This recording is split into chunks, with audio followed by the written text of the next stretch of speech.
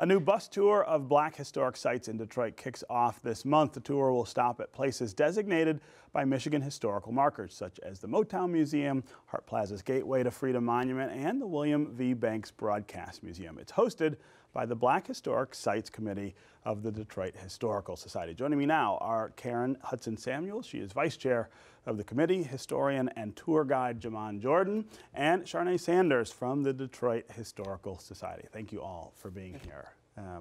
This is a wonderful idea, but it's not a new idea, and I know that because you and I are connected on social media, and I see you doing this all the time. Right. So tell me what's new about this.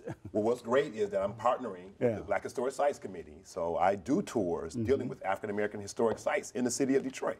But this time I'm partnering with an organization that's been around since 1971, working on these kinds of places and sites. And so I'm going to be leading a tour that anyone can join with the Black Historic Sites Committee to highlight the African-American history, particularly the sites dealing with African-American history in the city of Detroit. Yeah, and that's, I mean, I don't know how you do that you have 5 hours set aside here. It seems like you could take 5 days to find the sites, all of the sites that are important. Well, you know, you're right, Stephen, and coming up on June 9th, correct? June 16th. June 16th, correction, June 16th. It's going to be unique because, as Jamon said, these are sites devoted to the people, places, and events of African Americans who've contributed to the history of Detroit, Michigan, and the nation. And so it's an opportunity to learn about the history from a different perspective.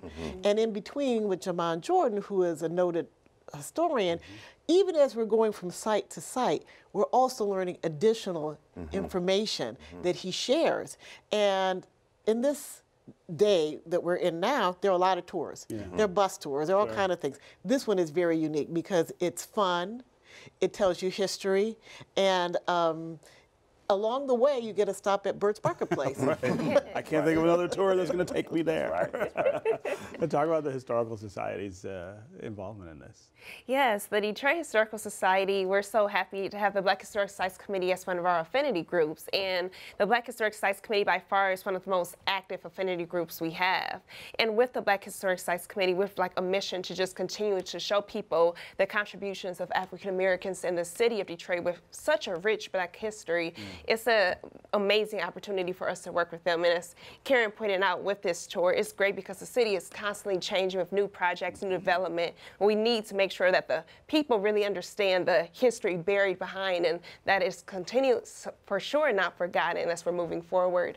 And I definitely feel like with this opportunity, it's a great way to get the entire family out and longtime Detroiters as well as new people that have just recently moved to the city that's curious to learn more about it.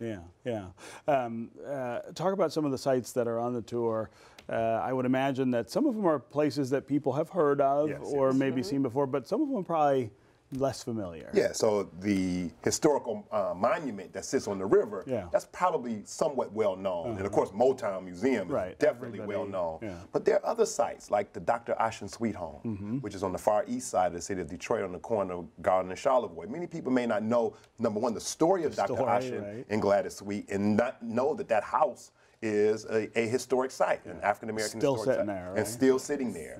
So that would be a site that people need to know about, need to know that struggle for housing, which of course is a prelude to some of the struggles that African-Americans are still dealing with to this day.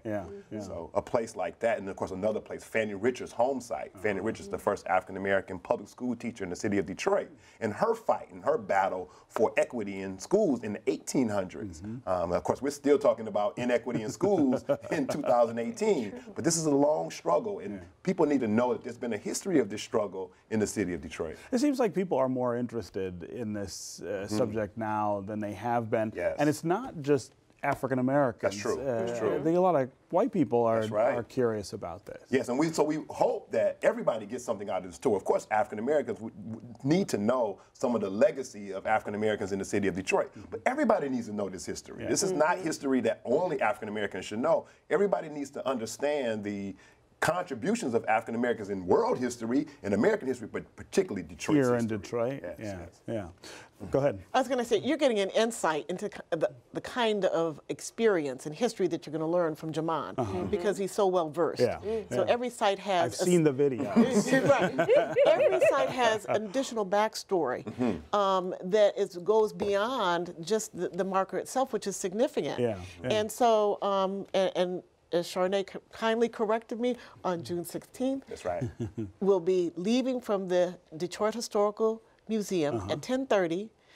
That's sharp to be there. That's right. For the tour. Yeah.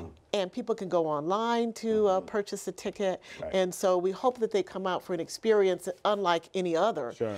And we'll have more going forward in the future. So we're going to do this monthly.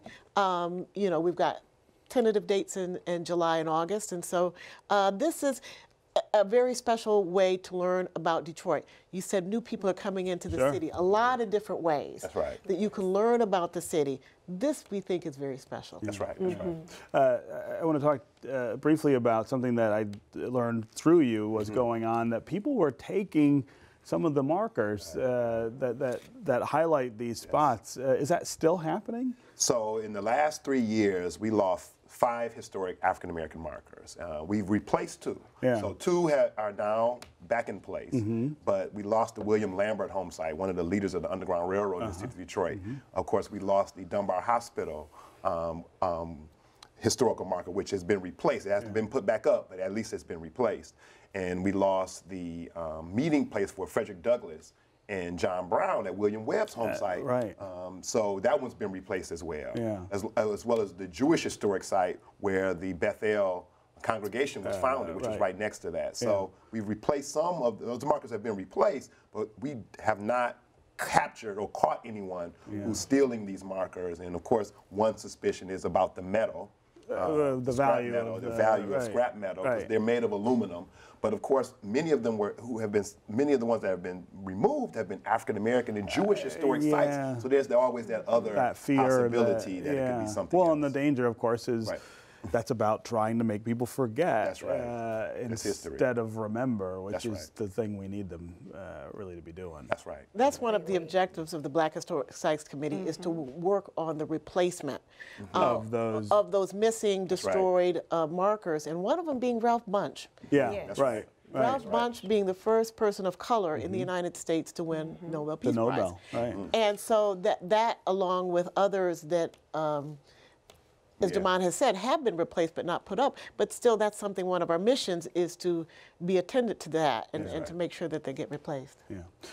The importance of this being rooted in the Historical Society, I think, is also notable because that's that reach outside of the sort of traditional thought of what Detroit history is. Exactly. One of our newest directors of education, Brenda Tyndall, she actually also mentions how the museum is really trying to become a museum without walls. We're trying to get more into the neighborhoods and get more, do that more of that outreach, because our passion and mission is telling Detroit stories and why they matter. And it's amazing with committees like the Black Historic Sites Committee that we're able to really do that, because they help bring us more into the neighborhoods just so people really recognize the greatness and rich history that this city is made of and how it continues to push forward to today. All right. Well, great job on the tours, and maybe I'll be there on the 16th. I always see you on video. I've never done it in person. We'd love to have you, Steve. But thanks for being here.